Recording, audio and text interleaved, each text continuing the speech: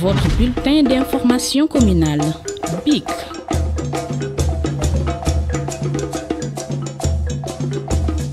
Man musuma xeeb Waly Ndiaye man maa ngi sama première participation Waly Ndiaye 2014 ba léegi mooy demal APR élection donc xam naa Waly Ndiaye bu baax et puis adversaire de taille la ànd na aussi ak ay coalition yu dul jeex fekk naa ko mu créer une coalition autour de lui boo xam ne def na presque 10 ans ou 12 ans Waly Ndiaye moom moo yóbbu woon Pam Ndiame Dieng mi nga xam ne moom la daaneel tey moo ko gunge woon mu dem élection donc moom moo tax mu gagné bu digg Pam Ndiame nekkee maire c'est grâce à Waly Ndiaye donc Waly Ndiaye kenn mënu ko xeeb adversaire la boo xamante ne moi je le voyais venu maa ngi ko doon gis muy ñëw moo tax sóoroon naa ko.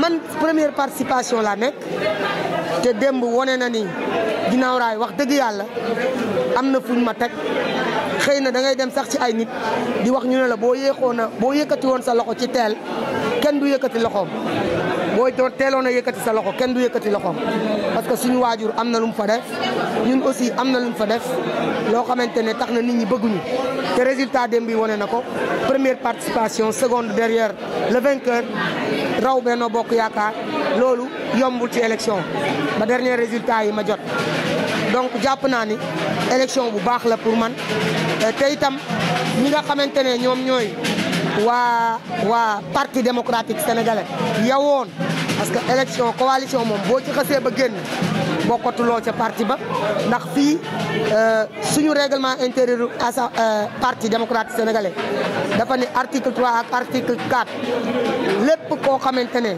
am nga coalition ak l'ennemi bokk nga yàqu nga ci génn nga ci parti bi yaa dàq sa bopp donc jàpp naa ni ñooñu tey dañu jógoon ànd ak beneen coalition di def contre Mame Diarra terewul ñooñu ak ñañ àndaloon wax dëgg yàlla ñu boole leen ak seen doole ñoom tamit won leen ni leen Mame Diarra est une réalité politique à ginnaaw raay.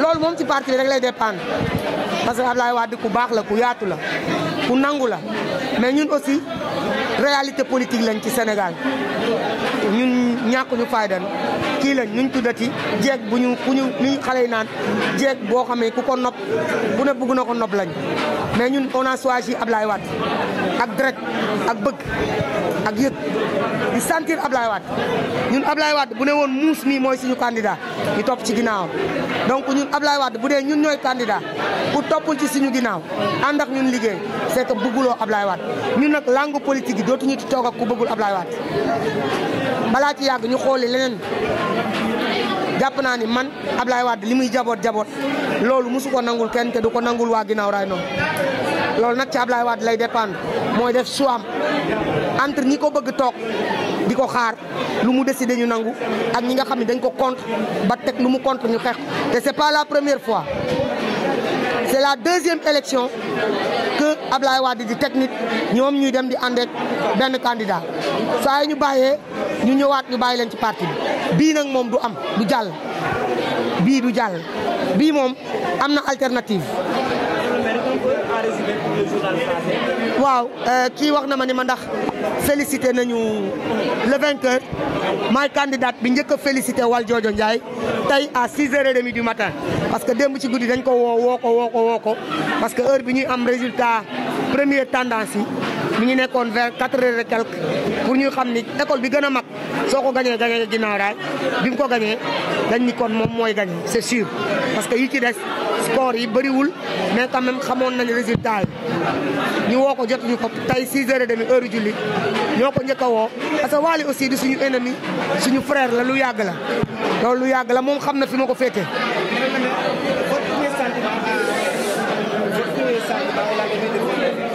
Ce ne sera pas un sentiment de satisfaction, mais ce sera un sentiment de fierté parce que j'ai été très fier de participer pour la première fois à ces élections à Guinaw Rail Nord. Et Guinaw Rail nous a montré vraiment que nous sommes aujourd'hui devenus une réalité très politique dans le landerneau politique de Guinaw Rail. Donc je pense que nous continuerons. Nous n'avons pas gagné, mais nous n'avons pas perdu. Nous avons perdu une partie de la bataille, mais vraiment, nous continuerons encore à lutter pour que le Parti démocratique sénégalais triomphe. Qu'est-ce qui n'a pas marché? Mais rien, on a fait tout ce qu'on devait faire. Rien. Tout était fin prêt pour que nous participions et nous remportions ces élections. Et votre avenir à Guinaw Rail? Mais je suis devenu une réalité politique à Guinaw Rail, non, ça c'est sûr. Je suis devenu une réalité politique. Ça c'est une chose que tout le monde, c'est notoire. Tout le monde l'a noté. Tout le monde sait que pour une première participation, se placer deuxième derrière le vainqueur, c'est quelque chose de vraiment extraordinaire. Donc moi, M. Valdiodio Ndiaye, que j'ai félicité ce matin, je l'ai trouvé qu'il a déjà encadré ces gens. Il avait commencé à travailler avec eux pendant presque des années, 7 ans, 8 ans. En 2014, il avait forclos, sa liste était forclos. Il avait soutenu l'actuel maire, le maire sortant, et il a gagné la commune. Donc je pense que si M. Valdiodio Ndiaye remporte ces élections, c'est quelque chose de normal parce qu'il a eu une très large coalition. Notre coalition a été combattue partout par des éléments du Parti démocratique sénégalais. Mais nonobstant tout, on a gagné parce qu'on a gagné avec brio en se plaçant très proche du candidat sortant. Est-ce que ces membres-là seront fonctionnaires comme le parti? Bah là, je ne sais pas, je dirais que le président Abdoulaye Wade est le secrétaire général national du parti, mais le règlement intérieur du parti, dans son article 3 et 4, dit bien toute collision avec l'ennemi est une démission de icto. Donc je pense que ce sera une voie de fait pour ces gens-là qui n'ont pas respecté le choix du parti. Moi, par exemple, si Abdoulaye Wade avait choisi le dernier militant de Guinaw Rail Nord, je me rangerais derrière lui pour travailler. D'ailleurs, auparavant, tout le monde me disait, si le parti ne te choisit pas, qu'est-ce que vous allez faire? Les journalistes, par exemple. Je me rangerai derrière le candidat choisi par mon parti parce que j'ai une discipline de parti. Tout le monde sait très bien les relations très proches que j'ai avec Yewwi Askan Wi. Je pouvais être investi par Yewwi Askan Wi, pourquoi pas? Avec tous les leaders. Mais moi, ce n'est pas le fait d'être à Yewwi Askan Wi qui m'intéresse. Je suis devenu ce que je suis devenu grâce à Abdoulaye Wade. Je suis devenu député grâce à Abdoulaye Wade. Je resterai tout mon mandat et davantage derrière Abdoulaye Wade. Le message à lancer par rapport à vos sympathisants qui ont formé vos candidats? Oui, je suis très ému. Je sais que j'ai eu un soutien de taille. L'unique association avec qui je suis parti aux élections, c'est l'association Guinaw Rail Debout, le mouvement Guinaw Rail Debout, que tout le monde connaît d'ailleurs. Avec les Insa Sagna qui était mon directeur de campagne, avec les Habib Ndiaye et autres. Ces jeunes-là sont devenus aussi une réalité à Guinaw Rail, tout le monde les connaît. Donc je pense que ces soutiens, c'est des soutiens. Mais auparavant, je suis allé avec une coalition, une très faible coalition, on peut dire, parce qu'avec les Bokk Gis Gis et les Actes et autres, tout ce qui s'est fait aujourd'hui autour de Mame Diarra Fam, c'est Mame Diarra Fam, en quelque sorte.